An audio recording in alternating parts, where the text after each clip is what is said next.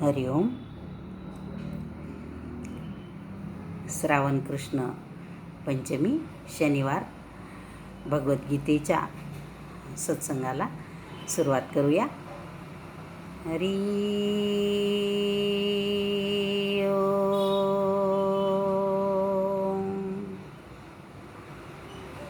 हरि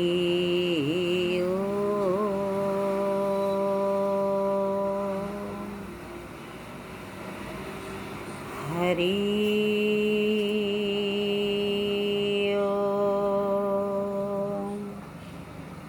ओम नमो भगवते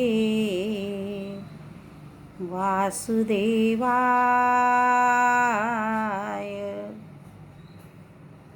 ओम नमो भगवते वासुदेवाय. वासुदेवाय गुरुदेवाय आत्मदेवाय. गुरुर्ब्रह्मा गुरुर्विष्णू गुरुर्देवो महेश्वरः. गुरुर्साक्षात् परब्रह्म तस्मै श्री गुरवे नमः. वसुदेवसुतं देवं कंसचाणूरमर्दनं देवकी परमानन्दं कृष्णं वन्दे जगद्गुरुं. सच्चिदानन्दरूपाय विश्व उत्पत्त्यादिहेतवे तापत्रय विनाशाय श्रीकृष्णाय वयं नमः. श्रीकृष्णाय वयं नमः. हरि ओम. सच्चिदानंद स्वरूप असणारा परमात्मा जो आपला आत्मा आहे पूर्णपणे, आणि तोच परमात्मा शिवस्वरूपी श्री गुरुदेव यांच्यामध्ये जसाच्या तसा पूर्णपणे साकार रूपात प्रकट झाला आहे. त्या गुरुदेवांना कोटी कोटी वंदन करू आणि भगवद्गीतेचा दुसऱ्या अध्यायाच्या 29व्या श्लोकामध्ये आपण प्रवेश करू. तर आपण काल पाहिलं या आत्म्याला कोण कशा प्रकारे पाहतो. मुळात आपण काल पाहिलं की हा इंद्रियांनी पाहण्याचा विषय नाही, हा डोळ्यांनी चर्मचक्षूंनी गोचर होऊ शकत नाही, तो अगोचर आहे आणि तो त्याची जाणीव इंद्रियाच्या द्वारे होत नाही. तर मनाचा निरोध केल्यानंतर त्या स्वरूपाची जाणीव साधकाला होऊ शकते. म्हणून अर्जुन जो आहे तो साधक आहे आपल्यासारखाच, परंतु तो अतिशय महान तपस्वी भगवंताचा सखा आहे. आपण सुद्धा गुरुचं सखा जर बनून राहिलो, मित्र जर बनून राहिलो, तर आपल्याला निश्चितच अर्जुनासारखा लाभ होईल. 21व्या मग तो अव्यक्त आत्म्याला कोण आणि कशा प्रकारे जाणते, कशा प्रकारे पाहते ते सांगतात या श्लोकामध्ये आजच्या आपल्या, की आश्चर्यवत् पश्यन्ति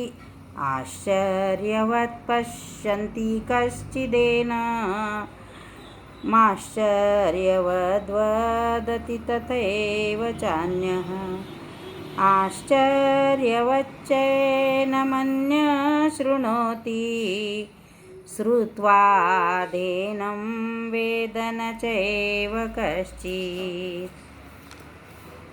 भगवंतांनी आधी म्हटलं की तत्वदर्शी, तत्वाला जाणणारे लोक या आत्म्याला पाहू शकतात, परंतु आता भगवंत म्हणतात परंतु हे लोक खूप विरळे आहेत. म्हणजे सगळेच लोक आत्मसाक्षात्कारी होऊ शकत नाही. गुरुदेवांची दीक्षा लाखो लोकांनी घेतलेली आहे, म्हणून लाखो लोक तुमच्या माझ्यासारखे तत्वदर्शी झाले नाहीत. मग हे तत्वदर्शन करणारे लोक हे महापुरुष असतात, परंतु ते खूप विरळ असतात. काही महापुरुष या आत्म्याकडे आश्चर्य वस्तू म्हणून पाहतात आणि केवळ ऐकत नाही तर प्रत्यक्ष पाहतात. तर काही ज्यांनी पाहिलं, ज्यांनी त्याची जाणीव झाली, त्यांना ते म्हणतात की आश्चर्य आश्चर्य आश्चर्य, की अशी वस्तू आम्ही कधीच पाहिली नाही ज्या वस्तूमध्ये एवढी शांती, एवढा आनंद, सच्चिदानंद ज्याचं रूप आहे तो परमात्मा असा आहे का. आणि जे खरोखर पाहतात तेच त्याचं यथार्थ वर्णन करू शकतात की तो कसा आहे.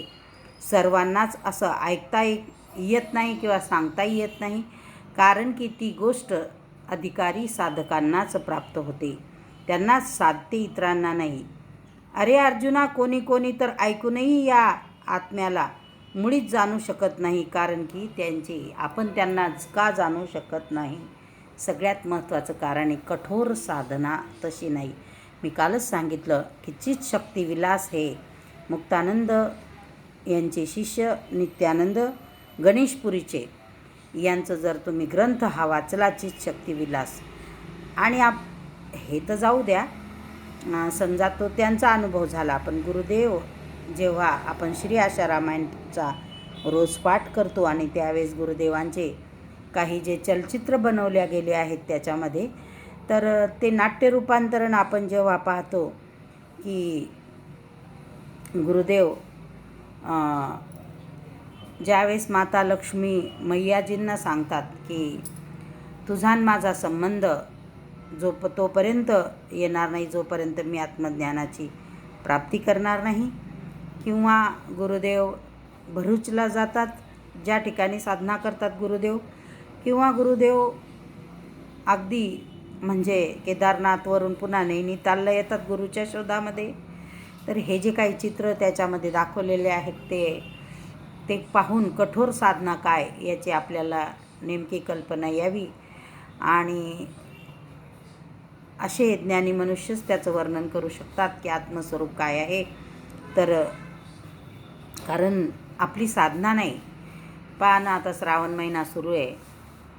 जे ध्यान करत असतील त्यांचं खूप चांगलं आहे. ध्यान करणाऱ्या लोकांसाठी मग पूजा पाठ जप हे काही करायची गरज पडत नाहीत, ते बिचारे भाग्यवानच आहेत. परंतु आपल्यासारखे जे अभागी आहेत, तुमच्या माझ्यासारखे, तर निदान आपल्याला सकाळी लवकर श्रावण महिनाभर तरी कमीत कमी 4ला मी म्हणत नाही, पण 5ला उठणे किंवा उठून लवकर स्नान करणे आणि सगळे उठण्याच्या आधी साधना करणे, बेल वाहणे, शिवलीलामृतचा एखादा अध्याय वाचणे किंवा जय देवाचा आपल्याला आवडत असेल ते करणे, हे कधीही आपल्यासारख्याला लवकर साध्य होत नाही. एक ताई माझ्या परिचयात आहेत की ज्या सकाळी 3:45ला उठून अगदी 4ला त्यांचं स्नान होतं आणि म्हणजे 5:30पर्यंत पूजा, ध्यान, जप, बेल वाहणं आणि 5:30च्या नंतर मग शिवलीलामृतचा अध्याय घेणं. कारण की गुरुदेवांनी आपल्याला सांगितलं, गुरुदेवांचा अनुभव आहेच, पण त्यांचा अनुभव असा आहे की यावेळेस सर्व मंत्र, सर्व देवता जागृत असतात आणि त्या वेळामध्ये त्यांची केलेली पूजा निश्चितच फलदायी आणि आपल्या जीवनातले दुःख दूर करणारी ठरते. पण पहा, सगळा प्रश्न इथं गुरुदेवांनी सांगितला तोच आहे की आळस हा मनुष्याचा सगळ्यात मोठा शत्रू आहे. आणि दुसरं म्हणजे निश्चय, संकल्प आपण करत नाही, निश्चय आपण करत नाही, आणि म्हणून ह्या गोष्टी आपल्याला साध्य होत नाही. जसा जसा उशीर होत जातो तसं ब्रह्ममुहूर्त टळत जातो आणि मग सगळंच बिघडत जातं. राहते एक फक्त यांत्रिक क्रिया. काही याच्यातूनही महाभाग असतील की कितीही उशिरा उठल्यानंतर केव्हाही त्यांचं चित्त लागत असेल संसारामध्ये राहून, तर त्यांच्या साधनेला माझा कोटी कोटी नमस्कार आहे. तर असो अर्जुना, हे त्यांनाच साधते ज्यांची साधना कठोर असते. मग साधना जर कठोर नसेल तर मनाचा निरोध कुठून होणार? मग तुम्ही लक्षावधी ज्ञानाच्या गोष्टी ऐकल्या. आपलं सध्या हेच सुरू आहे. फक्त ऐकायचं आहे, फक्त बापूजीचं ऐकायचं, गुरुमाचं ऐकायचं, अजून दुसऱ्या कोणचे महाराज सापडले तर त्यांचं ऐकायचं, त्यांचं ऐकायचं. नुसतं फक्त श्रावण महिना आहे ना, श्रवण करायचं, पण आचरण मात्र करायचं नाही, त्याच्यावर अंमल करायचा नाही. तर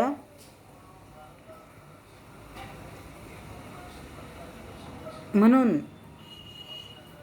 तुम्ही लक्षावधी ज्ञानाच्या गोष्टी ऐकल्या, समजून घेतल्या. अगदी केसाची शेंडी उपटून तुम्ही एखादी गोष्ट समजून घेतलीत किंवा समजून घेण्याची दुर्दम्य इच्छा ठेवली तरी मोह मोठा प्रबळ असतो. त्यामुळे सर्व ऐकून समजून घेऊनही थोड्या वेळाने तुम्ही तुमच्या संसारिक उद्योगात मग्न होत असतात. पहा किती परफेक्ट जाणलं भगवान श्रीकृष्णांनी आणि गुरुदेवांनी आपल्याला. किती परफेक्ट जाणलं की सगळं काही माहीत असताना तुम्ही पुन्हा तुमच्या संसारिक मोहामध्ये, त्या संसारिक उद्योगात मग्न होत असतात. म्हणून भगवान श्रीकृष्ण म्हणतात की खूप विरळे आहेत असे लोक, आणि त्याच्यापैकी एक परमपूज्य गुरुदेव आहेत. तर शेवटी भगवान श्रीकृष्ण निर्णय देतात, देही नित्यमवध्योयम देहे सर्वस्य भारत तस्मात् सर्वाणि भूतानि न त्वं शोचितुमर्हसि. अरे अर्जुना, सर्वांच्या शरीरात राहणारा आत्मा हा अवध्य असतो. त्याला कधीही मारता येत नाही. तो अभंग असल्याने त्याला तोडता किंवा कापता येत नाही. तेव्हा कोणत्याही प्राण्याबद्दल तू शोक करू नकोस. हा जो आत्मा आहे हा अमर आहे. त्याचा वध करता येत नाही, त्याला मारता येत नाही. तर हे अर्जुना, म्हणून तू मारणार आहेस आणि तू मारल्यानं हे मरणार आहेत, या गोष्टीचा शोक तू करू नको. ही गोष्ट मिथ्या आहे. तर आत्मा सनातन आहे या सत्याचे प्रतिपादन करून त्याच्या महानतेचे वर्णन करून हा प्रश्न आता इथे संपत आहे. आता प्रश्न असा आहे की मग आत्मा एक सत्य आहे, याची प्राप्ती कशी होईल आत्म्याची, नाही का? हा आत्मा कसा प्राप्त होईल? संपूर्ण गीतेत याच्या प्राप्तीचे दोनच मार्ग सांगितलेले आहेत. एक निष्काम कर्मयोग आणि दुसरं ज्ञानयोग. एक तर कर्म करत असताना कर्माचं फळाची अपेक्षा न ठेवता कर्म करा. इदम न मम असं म्हणून केल्याबरोबर ते कर्म भगवंताला अर्पण करा. आणि दुसरं म्हणजे ज्ञानयोग. दोन्ही मार्गात केले जाणारे कर्म एकच आहे. त्या कर्माच्या अनिवार्यतेवर भर देताना भगवान श्रीकृष्ण ज्ञानयोगाबद्दल सांगत आहेत. ज्ञानयोग म्हणजे सत्संग ऐकून, प्राणायाम ध्यान करून आणि मग नंतर जप करून आणि त्याच्यानंतर सद्गुरुदेवांची सेवा करणे. आता गुरुची सेवा करणे म्हणजे काय? पहा, मला काही बुद्धी नसताना मी सध्या गुरुची सेवा करत आहे आणि याच्यातूनच माझा दृढ विश्वास आहे की गुरु की सेवा करते करते चक्र छुटा 84 का, तुलसी मीरा शबरी कबीर ने सेवा से जीवन बनाया था, गुरु महिमा है बड़ी भारी भारी, हरी हरी. गुरुच्या शब्दावर विश्वास ठेवून जसं शबरी तरली, गुरुच्या शब्दावर विश्वास ठेवून मीरा तरली, निश्चितच आपण तसं तरुण जाऊ.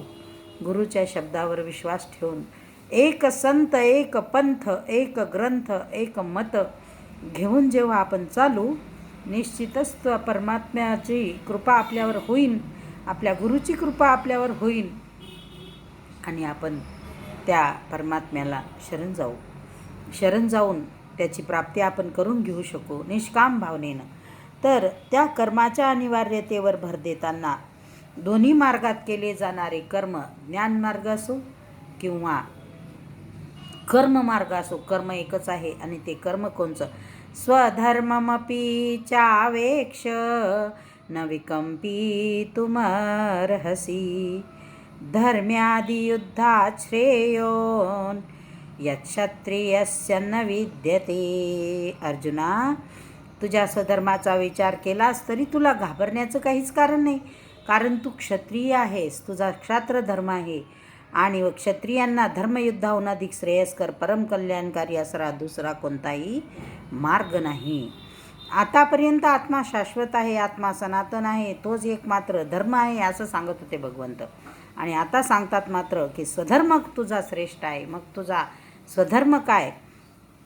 एकमात्र आत्मा म्हणजे धर्म आहे आणि आत्मा तर अचल आहे, स्थिर आहे. मग धर्माचं आचरण म्हणजे काय? तर आत्म्याकडे जाण्याचा जो मार्ग आहे त्याला आत्मपंथ म्हटलं जातं. एक पथ, एक पंथ, एक संत, एक ग्रंथ आणि एक मत. तर ते हे मत आहे की जे आत्म्याकडं घेऊन जाणार आहे. तर या मार्गाकडे जाण्याची, प्रवृत्त होण्याची प्रत्येक व्यक्तीची क्षमता वेगळी वेगळी असते. मनुष्य स्वभावातून उत्पन्न होणाऱ्या या क्षमतेला स्वधर्म असं म्हटलं आहे. पहा, या आत्म्याकडून खूप लक्षात घेण्यासारखं आहे. आत्म्याकडे जाण्याचा जो मार्ग त्याला आत्मपथ म्हटलं. व या मार्गाकडे जाण्याची, प्रवृत्त होण्याची प्रत्येक व्यक्तीची क्षमता म्हणजे कॅपॅसिटी, तुमची माझी. आता पहा तुम्ही, सध्या पावसाळा सुरू आहे, पाऊस सगळीकडे पडतो धुवाधार. परंतु जशी जमिनीची ग्रहण करण्याची क्षमता आहे अतिशय कसदार काळी, मग त्याच्यापेक्षा थोडी खालची हलकी, तिसरी म्हणजे थोडीशी मुरमाड, चौथी म्हणजे खडकाळ आणि पाचवी म्हणजे ज्याच्यात सगळे दगडं भरलेले आहेत अशी जमीन. मग या पाऊस सगळ्या जमिनीनं ग्रहण केला, परंतु उत्पादन देण्याची क्षमता प्रत्येक जमिनीची जशी वेगळी वेगळी आहे त्याप्रमाणे प्रत्येकाची या मार्गामध्ये प्रवृत्त होण्याची क्षमता वेगळी वेगळी आहे. आपला जसा स्वभाव असेल, मनुष्य स्वभावातून उत्पन्न होणाऱ्या या क्षमतेला स्वधर्म म्हटलं आहे. एखाद्या माणसाला तुम्ही कितीही सांगा, तुमच्यासमोर बसलेला असला तर हो असं तसं गुरुदेव किती सांगतात ना आपल्याला, तिथं बसताना असं वाटतं की खरंच फक्त हेच सत्य आहे. आणि तिथून असं उठलं की संसारात आलं की असं वाटतं हेच सत्य आहे. मग कितीही सांगितलं तरी काही उपयोग होत नाही. तर तो त्याचा स्वधर्म झाला, कारण की त्याचा धर्म या मार्गावर चालण्याचा नाही आहे, तो त्याचा स्वधर्म झाला. तर या ठिकाणी गुरुदेव सांगतात की आत्मपथावर चालणाऱ्या साधकांना त्यांच्या स्वभावाच्या क्षमतेप्रमाणे महापुरुषांनी 4 श्रेणीत विभागले. पहा, इथं जातीची श्रेणी नाही बरी आहे, स्वभावाच्या क्षमतेची श्रेणी. त्या श्रेणीचे 4 भाग केले महापुरुषांनी. शूद्र स्वभावाचा साधक, वैश्य स्वभावाचा साधक, क्षत्रिय स्वभावाचा साधक आणि ब्राह्मण स्वभावाचा साधक. खूप लक्षपूर्वक लक्षात घ्या. मग ह्या त्याच्या 4 श्रेणी झाल्या. साधनेच्या प्राथमिक अवस्थेत साधक शूद्र असतो, म्हणजेच तो तुमच्या माझ्यासारखा अल्पज्ञ असतो, त्याला कमी ज्ञान असते. तासनतास भजनाला बसून तो 10 मिनिटंही स्वतःसाठी प्राप्त करू शकत नाही. किती घंटे बसतो? तासनतास बसतो, पण 10 मिनिटंसुद्धा भजनाला स्वतःसाठी प्राप्त करू शकत नाही. कारण की या प्रकृतीचं मायाजाळ तो भेदू शकत नाही. तो बसलेला भजनात आहे, परंतु त्याचं अंतरंग जे आहे, त्याचं मन जे आहे ते दुसरीकडं कुठंतरी त्याचं चित्त लागलेलं आहे. म्हणून तो 10 मिनिटंसुद्धा त्याच्यातून प्राप्त करू शकत नाही. या अवस्थेमध्ये जर त्यानं महापुरुषांची सेवा केल्यास त्याच्या स्वभावात सद्गुणांचा प्रादुर्भाव होतो. पण त्यानं हे चालूच ठेवलं, सोडलं नाही. प्राप्त हो ना हो की बसायचं मात्र आहे असं जर त्यानं ठेवलं की लक्ष नका का लागे ना, गुरुदेव म्हणतात ध्यान न भी लगे तो भी पगार चालू है, सिर्फ बैठे रहो, बस सिर्फ बैठे रहो. तर तसा तो बसत राहिला, सतत सतत सतत ऐकत राहिला. मग त्या महापुरुषाच्या, त्या संताच्या स्वभावाचे काही गुण याच्यामध्ये उतरायला लागतात. काय सांगतात की महापुरुषांची सेवा केल्यास त्याच्या स्वभावात सद्गुणांचा प्रादुर्भाव होतो. मग तो जो त्याचा स्वभाव असतो हळूहळू सोडून द्यायला सुरुवात करतो. स्वभाव म्हणजे कोणचा? हा संसाराचा, उशिरा उठणे, केव्हाही पूजा करणे, ध्यान करणे, हे सगळं सोडून द्यायला सुरुवात करतो तो. मग तो हळूहळू लवकर उठायला लागतो. अगदी 4ला 5पर्यंत त्याचं नित्य नैमित्तिक कर्म आवरतो आणि रोज नवीन ध्यानाला नित्य नवीन बसल्यासारखं नमामि नंदनंदनम दिने दिने नवम नवम नमामि नंदनंदनम, असा रोज नवीनच बसल्यासारखा मग ध्यानाला बसतो, ओंकारचं गुंजन करतो. हळूहळू त्याच्या चित्तवृत्ती उल्हासित व्हायला लागतात आणि मग असा तो साधक सद्गुरूचे सद्गुणांचा प्रादुर्भाव होतो. तो वैश्य श्रेणीचा साधक बनतो. त्याची आत्मिक संपत्ती हीच स्थिर संपत्ती आहे. या अवस्थेत हळूहळू याच संपत्तीचा तो संग्रह करायला लागतो. की खरं धन कोणचं आहे? हे बाहेरचं धन खरं आहे का? ते संसारासाठी उपयुक्त आहेच. जय हो लक्ष्मी माता, और तुम्हारे बिन कुछ नहीं होता. तिच्याशिवाय काही होऊ शकत नाही. पण ती संपत्ती असली तरीसुद्धा ही आत्मिक संपत्ती त्यापेक्षा श्रेष्ठ आहे. मग हळूहळू तो हिचा संग्रह करतो. गोपालन करायचं शिकतो तो. मग तो कोणाच्या गाई वळायला जातो का? नाही. इंद्रियाचं रक्षण करायचं शिकतो. म्हणजेच तो हळूहळू डोळ्यांनी जे पाहायचं नाही ते तो पाहत नाही, कानांनी जे ऐकायचं नाही ते ऐकत नाही, नाकानं ज्याचा सुगंध घ्यायचाच नाही त्याचा सुगंधही घेत नाही, तोंडानं जे बोलायचं नाही ते बोलत नाही, सारच बोलतो आणि अगदी 10च्या ठिकाणी एकच शब्द वापरतो. हे मी फक्त तुम्हाला सांगते. पण माझ्या इतक्या वाणीचा नाश झालेला आहे की त्याचा काही अंदाज नाही. आणि कधी कधी वाईटही वाटतं की त्याचा उपयोग झाला नाही. अगदी फोनवर सुद्धा 1-1, 2-2 तास मी बऱ्याच जणांना दिलेले आहेत. लँडलाईनचं बिलही वाढवलेलं आहे. आणि आजही म्हणून मी आता बरेचसे तुम्ही म्हणता नेहमी की फोन उचलत नाही. मी याच्यासाठीच उचलत नाही. जिथं गुरुदेव सांगून सांगून एकांतवासात जाऊन बसले तर मी तर काय त्यांच्या पायाची धूळसुद्धा नाही आहे. मी धूळसुद्धा नाही. आणि मला तर त्यांच्या इतकं येतही नाही, माहीतही नाही, काहीच नाही. मी फक्त त्यांनी सांगितलेल्या मार्गावर प्रामाणिकपणे चालण्याचा प्रयत्न करते. बाकी माझ्या हाती काय लागतं किंवा काय लागलं ते मलाही आजपर्यंत कधी कळलेलं नाही आहे. आणि म्हणून काही नंबर मी अजिबात फोनच उचलत नाही. कारण की कितीही सांगून जरी पाहिलं तरी त्याच्यावर काहीच उपाय निघत नाही. प्रश्न कायम आहेत जसेच्या तसे. हे प्रश्न कधीतरी सुटले पाहिजेत मनातले. आणि आपण जर त्या मार्गाने गेलो तर निश्चितच प्रश्न सुटतील. आणि म्हणून गोपालन तो करतो, म्हणजे ब्रह्मचर्याचं रक्षण करू लागतो. तर ब्रह्मचारी शब्दाचे 2 अर्थ होतात. शरीरानं ब्रह्मचारी राहणे आणि इंद्रियांनी ब्रह्मचारी राहणे. म्हणजेच फक्त सर्व इंद्रिये एकाच ठिकाणी जमा करून त्या ब्रह्माचं ध्यान करणे, त्याचं नाव ब्रह्मचारी. त्याचं आचरण करणे रोज. मग काम, क्रोध इत्यादी विकारांनी इंद्रियाची हिंसा होत असते तर विवेक वैराग्यानं त्याचं संरक्षण होत असतो. तो विवेकाचा वापर करतो, वैराग्याचा वापर करतो. काही लोक ध्यान करायला लागले की मग म्हणजे आपण ध्यान करतो, रोज 2-2 तास ध्यानामध्ये बसतो तेव्हा आपण म्हणतो आता या बाह्य गोष्टीची काही आवश्यकता नाही. स्नान करणे, जप करणे, एखादा पाठ करणे, तर याची काय आवश्यकता आहे? ध्यानामध्ये परमात्मा मिळतो. निश्चितच ध्यानामध्ये परमात्मा मिळतो. पण या बाह्य गोष्टी ज्या शरीरासाठी ऋषीमुनींनी लावून दिलेल्या आहेत त्यांना अंतःकरण पवित्र होत असते. आणि एक शुद्ध सात्विकता, सत्वगुण आपल्या मनामध्ये येतो, तयार होतो.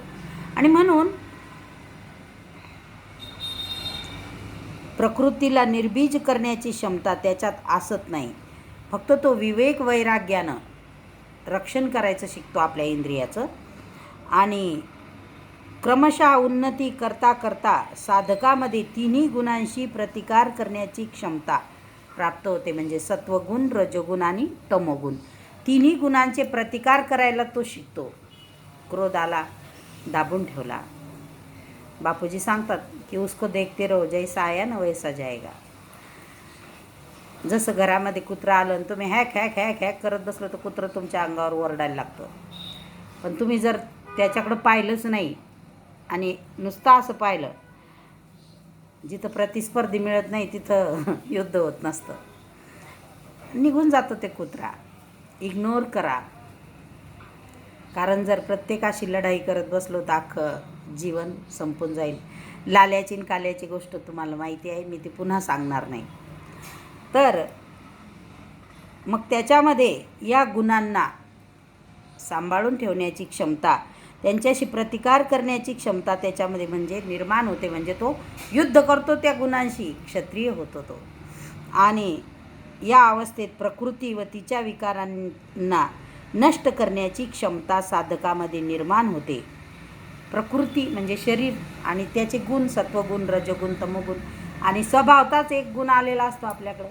आता माझा स्वभावताच जो गुण आहे ना तो तमोगुणी आहे. कितीही शांत मी जरी राहिले तरी एखाद्या वेळेस ते माझं मूळ स्वरूप आहे, ते इतकं उफाळून येतं वर मग. आणि खरा स्वधर्म तो आहे माझा, खरा स्वभाव तो आहे कोणचा? रागीटपणा हा तमोगुण आहे, पण तो ढाल बनून आपलं रक्षण करण्यासाठी उपयोगी येतो. म्हणून साधक शेवटी मग इथून त्याचं युद्ध आरंभ होतं आणि प्रकृती व तिच्या विकारांना नष्ट करण्याची क्षमता त्याच्यामध्ये येते आणि मग तो साधना करता करता ब्राह्मणत्वाची श्रेणी प्राप्त करतो. या अवस्थेमध्ये तो मनोनिग्रह, इंद्रिय दमन, मनाचा निग्रह, इंद्रियांचं दमन, धारावाही चिंतन, सतत सतत सतत अखंड एक रस, जसं महादेवाची अभिषेकाची धार चालते ना तसं धारावाही चिंतन, एक प्रकारचा सरळता येते त्याच्यामध्ये. व अनुभव व ज्ञानप्राप्ती ही लक्षणे साधकामध्ये प्रकट झालेली दिसून येतात. अनुभव येतात, ज्ञानाची प्राप्ती होते आणि या प्रकारे साधना करत करत मग तो साधक शेवटी ब्रह्ममय होऊन जातो आणि तिथं ब्राह्मणत्वही उरत नाही. शुभ आणि अशुभ दोन्हीचा तो त्याग करतो. तर असे काही लोक आहेत का की ज्यांनी हे केलं आहे? ते लोक कोणचे? या श्लोकाचाच अर्धा भाग म्हणजे 31व्या श्लोकाचा अर्धा भाग आपला राहिलेला आहे. वेळ खूप लवकर संपतो, पण मला तुमच्या मोबाईलची फिकीर असते आणि माझ्याही असते, म्हणून याचा राहिलेला. असे कोणचे लोक आहेत त्यांनी ते ज्ञान प्राप्त करून घेतलं संसार करून, ते तुम्हालाही माहिती आहेत. पण पुन्हा एकदा गुरुदेवांच्या मुखातून आपण उद्या ऐकू. आजचा झालेला सत्संग मी माझ्या शिवस्वरूपी सद्गुरुदेवांच्या चरणी अर्पण करून त्यांना कोटी कोटी वंदन करते आणि मलासुद्धा या मार्गावर चालण्याची प्रेरणा त्यांनी द्यावी अशी प्रार्थना त्यांच्या चरणी करून आजच्या सत्संगाला पूर्णविराम देते. सुखी राहा, स्वस्थ राहा, पण घरामध्येच राहा. उद्याचा सत्संग कदाचित कुठं जर मला बाहेर जायचं असलं तर होणार नाही. ठीक आहे, जसं असेल तसं पाहू. हरिओम.